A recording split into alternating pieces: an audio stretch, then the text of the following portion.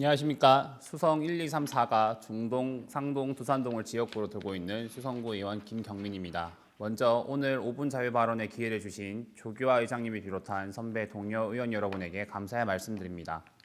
저는 오늘 대규모 공동주택 공급에 대한 선제적 행정을 요구하기 위해 이 자리에 섰습니다. 네, 화면 좀 바꿔주세요.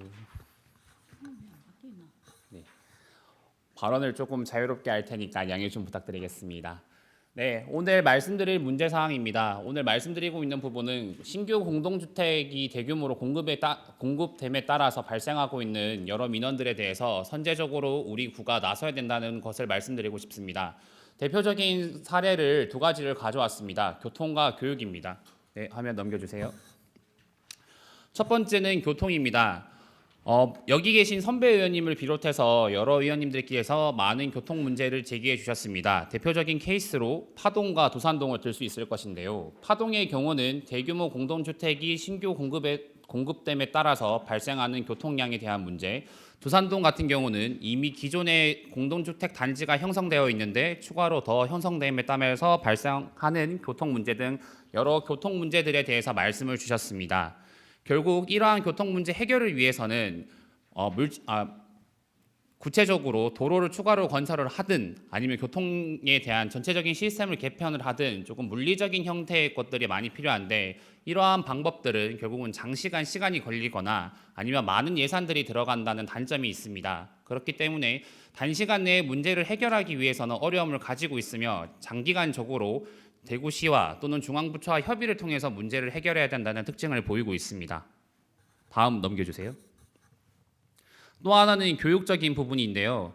여기 사진에 보시면은 중동 지역의 사례를 가져왔습니다. 중동 지역 역시도 공동주택이 신규로 많이 공급되면서 하나의 단지를 이루고 있는데 지금 사진에서 보시는 거와 또 수성초등학교 간의 통학로의 거리는 성인 기준 15분 정도의 거리가 걸리고 만약에 아동의 경우 걸어서 학교를 통학한다 했을 때 15분에서 한 20분 정도의 거리를 가지고 있습니다.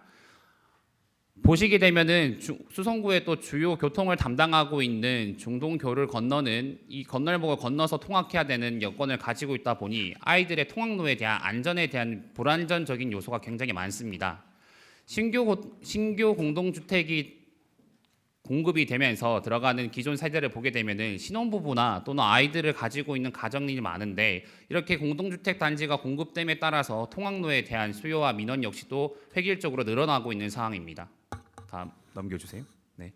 그래서 종합적으로 말씀드리면 결국은 수성구가 가지고 있는 브랜드 이미지로 인해서 앞으로도 신규 공동주택 단지 조성에 대한 건은 많이 생길 겁니다. 하지만 우리가 생길 것은 예측은 되는데 그 예측되는 상황에 따라서 행정이 과연 그것을 따라가고 있냐고 봤을 때는 조금 뒤늦은 대응을 하고 있는 것이 아닌가라는 생각이 들었습니다. 그렇기 때문에 이 자리를 통해서 우리는 행정의 선제적인 대응을 할 수 있는 것을 말씀드리고자 합니다.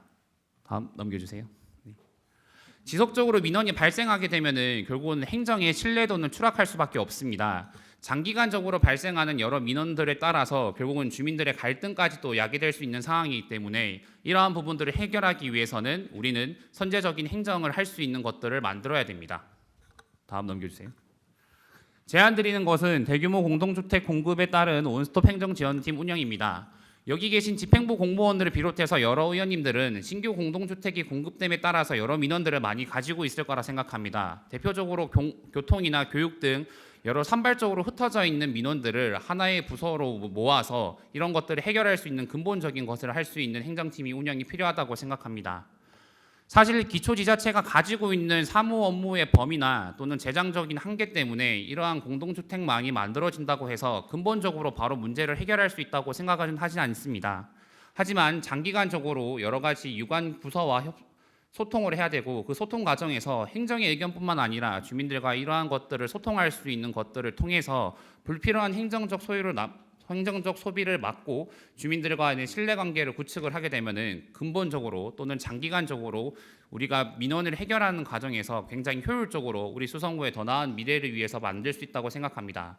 그렇기 때문에 행정적 이런 문제를 해결할 수 있는 원스톱 행정지원팀 운영을 통하여 이런 문제에 산발적으로 흩어져 있는 것을 종합적으로 묶는 것이 중요하다고 생각합니다.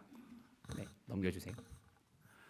지방자치법이 보게 되면은 수성구청이나 우리 의회가 역할을 하는 것을 정립하고 있다고 생각합니다. 결국 이러한 것들을 종합적으로 봤을 때 수성구 또는 의회나 우리 행정이 해야 되는 것은 생활 민원에 있어서 주민들의 편에서 주민들의 삶의 생활을 개선할 수 있는 것이 저희가 가지고 있는 법적인 사무 업무의 권한이라고 생각을 합니다. 그렇기 때문에 기초지자체가 가지고 있는 여러 예산적인 한계 또는 복합적 민원에 대한 사유재산이나 법적 등 여러 문제가 많겠지만 그런 문제에 대해서 저희가 조금 더 종합적으로 유기적으로 대응하기 위해서는 종합 지원을 해결하기나 원스톱 행정 지원을 통해서 주민들과의 소통과 공식력 확보를 통해서 우리가 뭔가 문제를 근본적으로 해결할 수 있는 것이 필요하다고 생각합니다. 이상으로 5분 자유 발언을 마치도록 하겠습니다. 감사합니다.